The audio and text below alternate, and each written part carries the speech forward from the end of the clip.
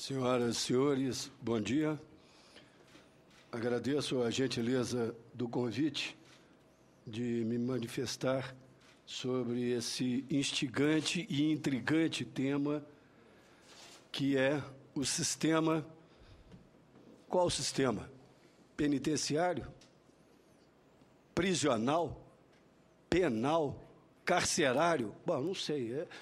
É um sistema que existe aí. Por que um coronel da Polícia Militar, falando aqui, senador? Porque eu fui comandante da região metropolitana de Belo Horizonte e conhecia esse sistema por fora. Posteriormente, eu fui nomeado superintendente da Guarda Prisional de Minas Gerais, então conheci o sistema por dentro e passei a pesquisá-lo.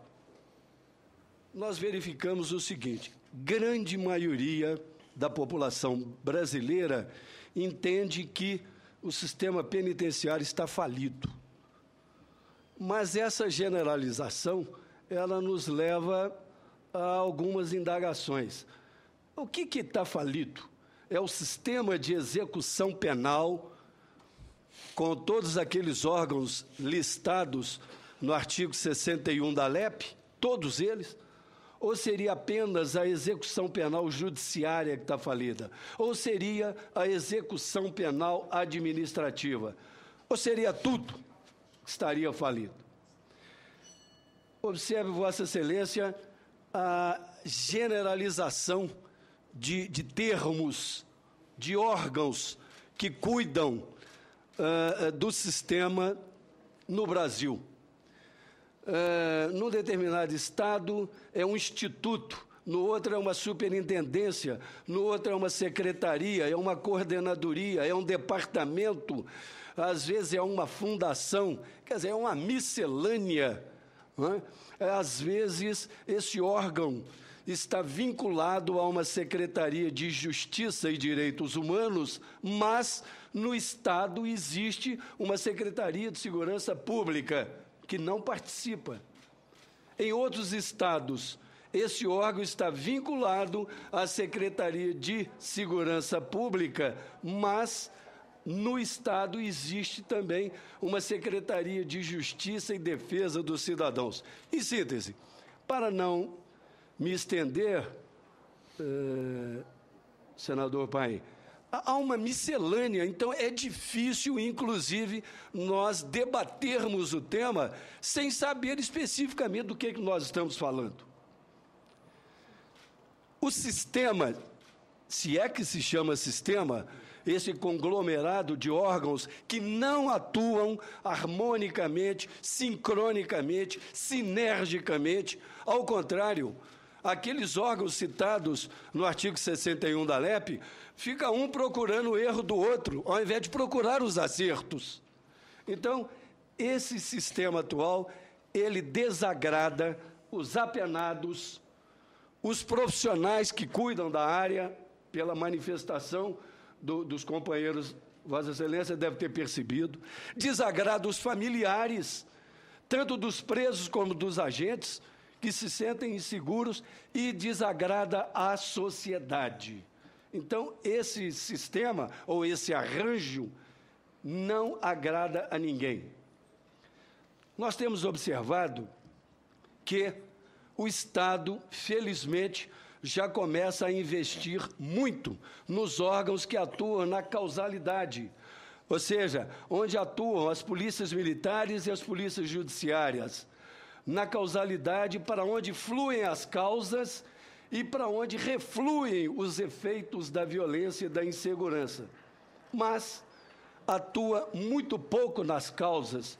Um exemplo: a população em situação de rua, os menores de rua, e nos efeitos no sistema de administração penal, que é o nome que eu passo a chamar.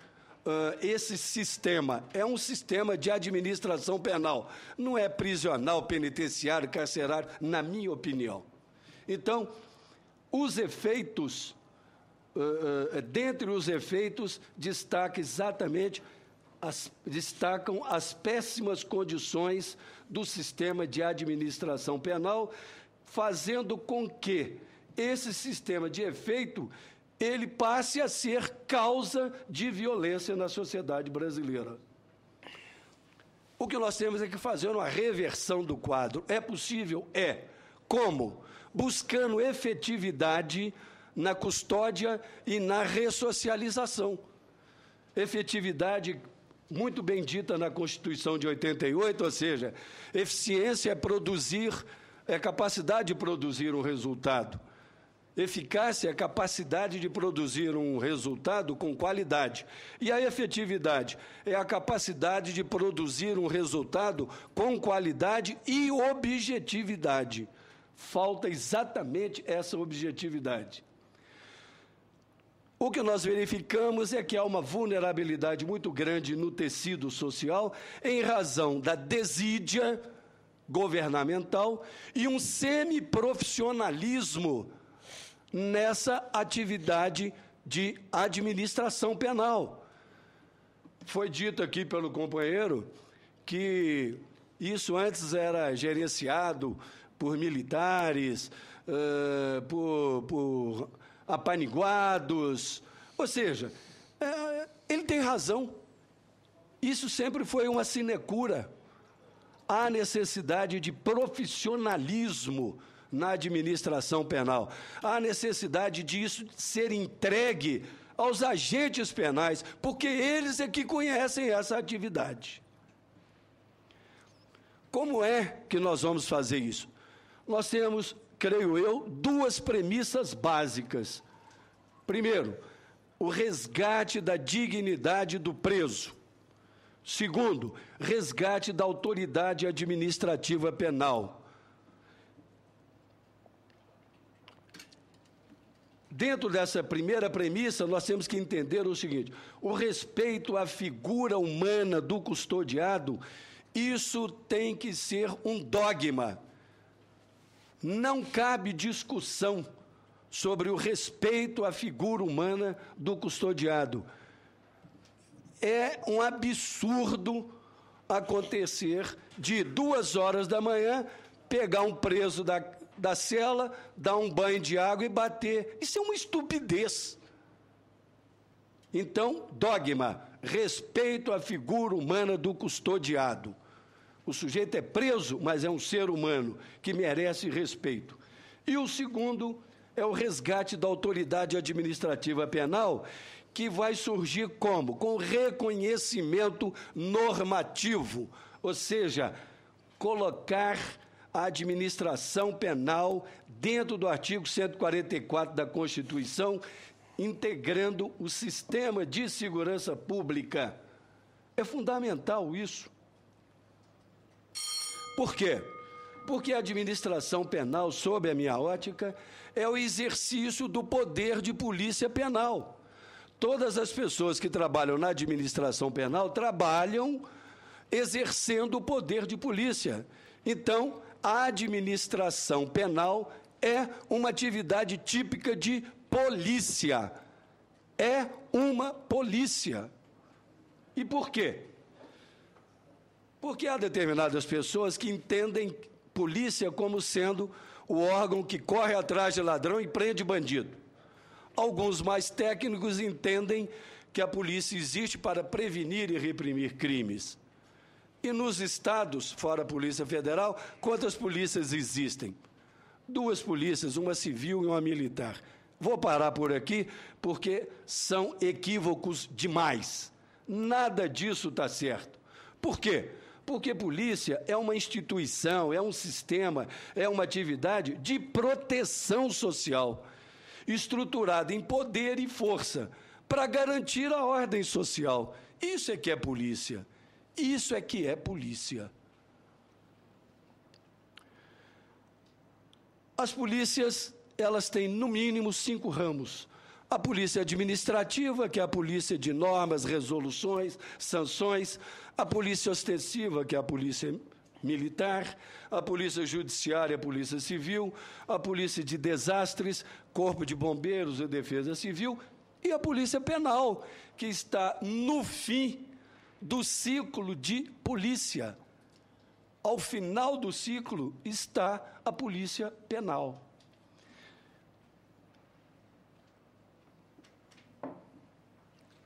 Quando se fala em reconhecimento normativo, senador Paim, vem à mente o seguinte: pô, Amaro, vamos criar mais uma polícia no Brasil? Errado, errado. O reconhecimento normativo não implica em criar em mais uma polícia, criar a polícia penal. Por quê? Porque a polícia penal, ela já existe desde 1500, desde que o Cabral, o Pedro, chegou ao Brasil trazendo os degredados. Alguém estava custodiando. Então, essa polícia, ela existe desde 1500, com outros nomes. Então, polícia penal não é criar a polícia penal, é reconhecer que ela existe. É reconhecer que ela existe. E, ainda que, se necessário fosse criar uma polícia, que se crie. Nessa casa, no Senado, há bem pouco tempo, criou-se a Polícia do Senado. Absolutamente correto, porque a atividade de proteção dessa instituição é uma atividade de polícia. Então, a Polícia do Senado, a Polícia do Congresso, absolutamente corretas essas criações. A Polícia Penal, ela deve ter dois ramos. Um da guarda prisional, que vai cuidar da custódia, e um corpo técnico, que vai cuidar da ressocialização do apenado. Com isso, nós teremos profissionalização da atividade, profissionalismo de quem executa essa atividade e modernização tecnológica. É o que falta. Profissionalização, profissionalismo e modernização.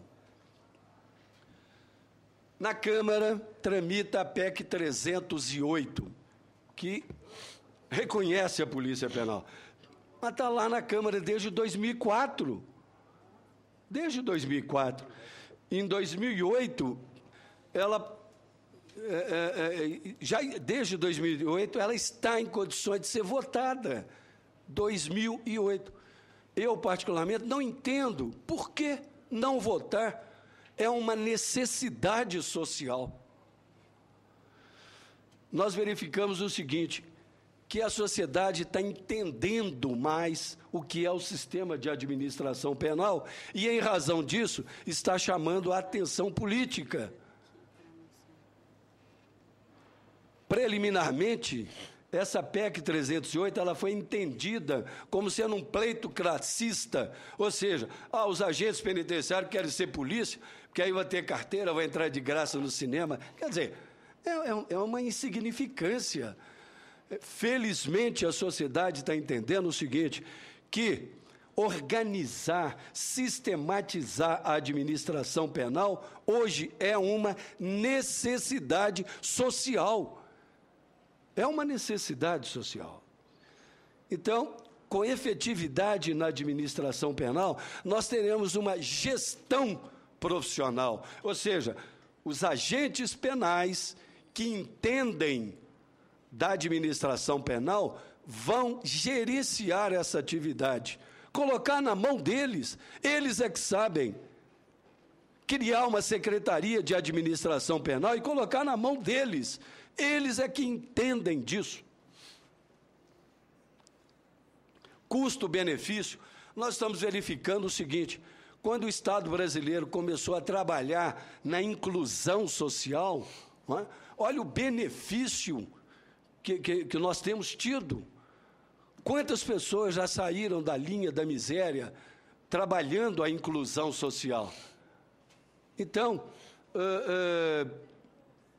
o pessoal da área econômica, eu torço agora, senador Paim, para que eles estejam assistindo, porque eu vou dar um dado. Observe o seguinte, a população economicamente ativa brasileira gira em torno aí de 100 milhões. E nós temos, com 100 milhões, nós temos um PIB de 4,5 trilhões.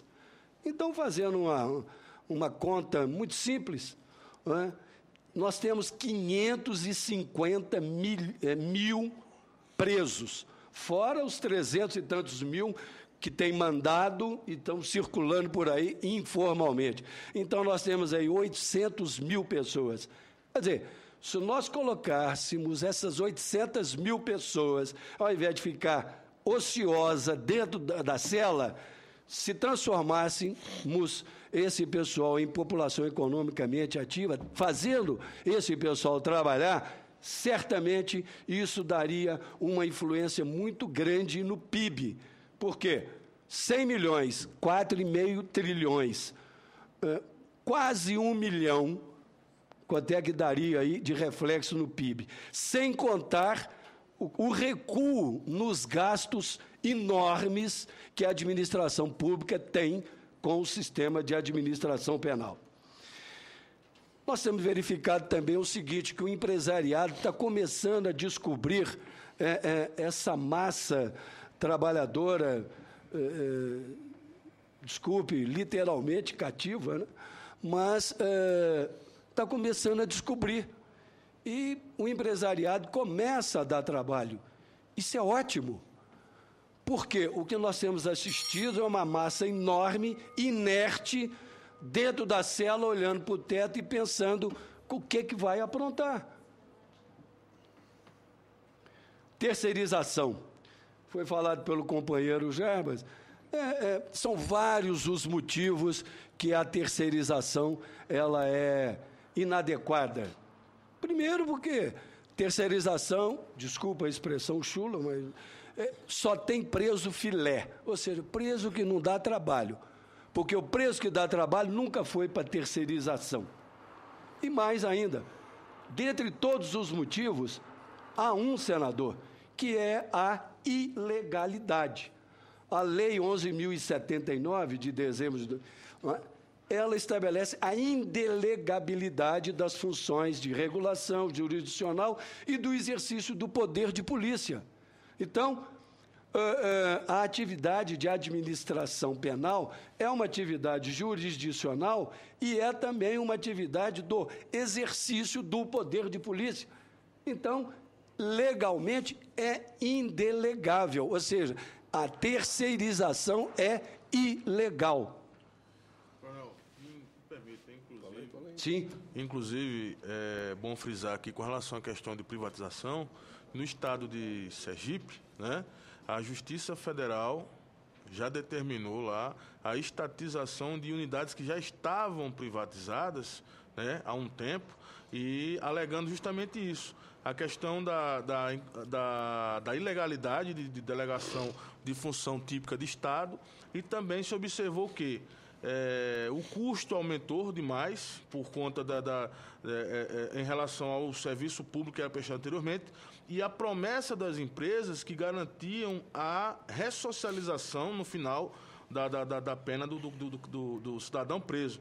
Então, quer dizer, essa terceira situação de garantir, isso é uma coisa muito difícil, se garantir uma questão dessa, não se observou, né? E a questão também insuperável, que é a parte legal de delegar a terceiros o papel do Estado. E só complementando a fala de Vossa Excelência, eu queria dizer também o seguinte, que a terceirização, ela na verdade é um diploma de incompetência do próprio gestor, né? Sim, ele joga para outras pessoas fazerem porque não tem capacidade administrativa para poder gerir aquela situação. Então é bom colocar isso para a sociedade dar um entender legal.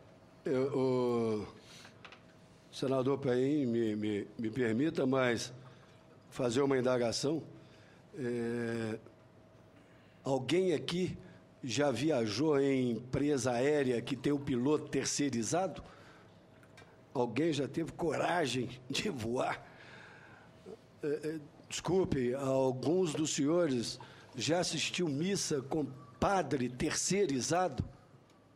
Ora, a atividade fim é indelegável. E estamos conversando, é lei, vamos cumprir. A inexorabilidade é que nós temos mais de 100 mil agentes. Esses agentes estão armados, equipados, não estão muito bem treinados. Então, inexoravelmente, há de haver o reconhecimento normativo exatamente para que esse pessoal seja treinado, capacitado, qualificado, não trabalhe apenas com o esforço, com o entusiasmo que eu sou testemunha, já que percorri vários estados fazendo pesquisa sobre isso, o entusiasmo do agente.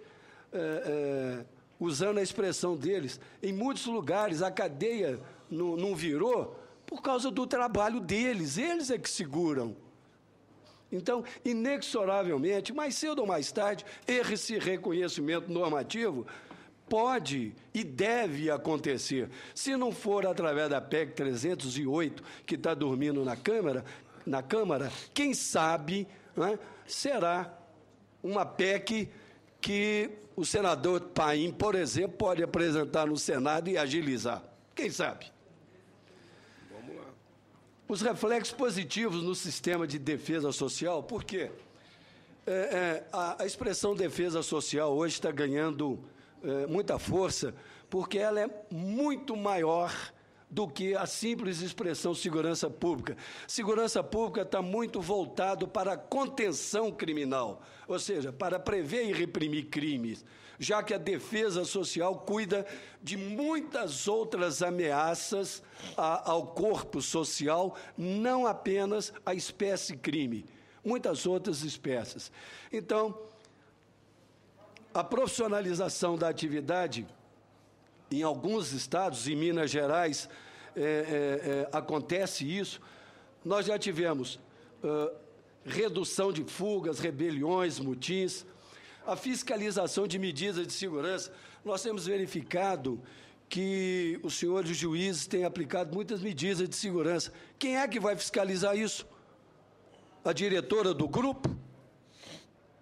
Quer dizer, transferir responsabilidade do Estado para uma senhora indefesa, que às vezes vai sofrer ameaças? Então, a exemplo do US Marshall nos Estados Unidos, o agente penal pode ser o fiscal de medida de segurança, sim, o oficial de condicional. Quem é que fiscaliza isso? E nós temos verificado o seguinte: o grande calcanhar de Aquiles não é a custódia, porque a custódia, em razão do trabalho, da abnegação, do entusiasmo dos agentes penais, ela tem sido razoavelmente bem praticada. Mas a ressocialização, zero. Há bem pouco tempo, o ex-ministro do STF, César Peluso, ele indignou-se com mais de 70% de reincidência no Brasil. E eu digo para Sua Excelência, não é mais em razão do trabalho dos agentes penais, porque senão ia ser muito mais. Ressocialização no Brasil é muito próximo de zero, muito próximo de zero. Concluindo, senador, nós estamos verificando o seguinte, que o sistema de administração penal está dentro da espiral da violência. Então, se nós tivermos um trabalho profissional, nós temos o afastamento da espiral da violência. E um trabalho bem feito, nós vamos verificar que influencia e muito no nível de insegurança social. A nossa presença aqui hoje testemunha a retomada da priorização do debate da Polícia Penal. Eu sou otimista, gostaria que todos fôssemos.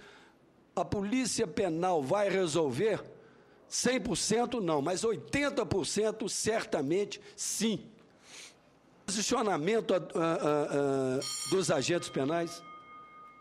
Posso um pouco mais, senador? Só pode um pouco mais, mas já está em 30 minutos, mas eu vou lhe dar mais 30? 5.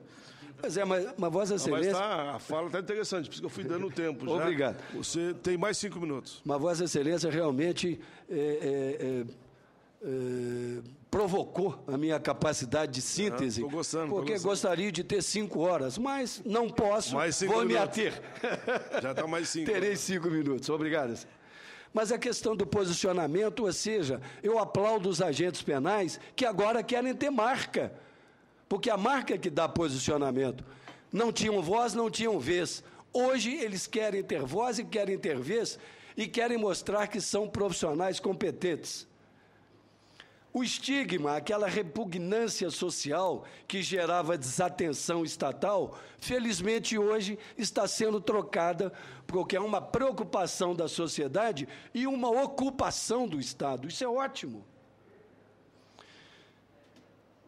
O artigo 24 da Constituição diz o seguinte: sobrevindo lei federal sobre normas gerais, suspende a eficácia da lei estadual no que lhe for contrário. O que nós verificamos, senador Paim, é que alguns estados já começam a pensar em criar PECs estaduais. Já que a PEC federal não sai, alguns estados já começam a pensar, vamos criar a PEC estadual, quando e se sair a PEC federal, nós vamos respeitar o artigo 24. Eu, particularmente, senador Paim, acredito que a questão é uma questão nacional. O Congresso Nacional, a Câmara ou o Senado é que tem que tomar as rédeas disso. Acredito que a PEC deva ser um assunto nacional, não apenas estadual. Senador, agradeço a sua gentileza, a sua condescendência. Concluo dizendo o seguinte: primeiro, nós temos que acertar a linguagem. O debate sobre a administração penal, ele é muito confuso, heterogêneo, porque nós não temos uma terminologia. Quando nós falamos senador, do Oiapoque a Santana do Livramento, nós sabemos o que é senador. Para o bem ou para o mal, né? Ah, mas certamente, mas só sabemos.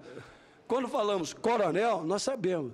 Agora, quando nós falamos sistema aí, penitenciário, carcerário, agente penitenciário, agente de segurança, quer dizer, é uma baderna, Então, primeiro, nós temos que acertar a terminologia e depois verificarmos o seguinte: como é que nós vamos profissionalizar a atividade, como é que nós vamos dar profissionalismo a esses homens, como é que nós vamos ter modernização tecnológica, como é que nós vamos fazer ressocialização, como é que nós vamos reinserir os apenados na sociedade plena. Obrigado, Excelência.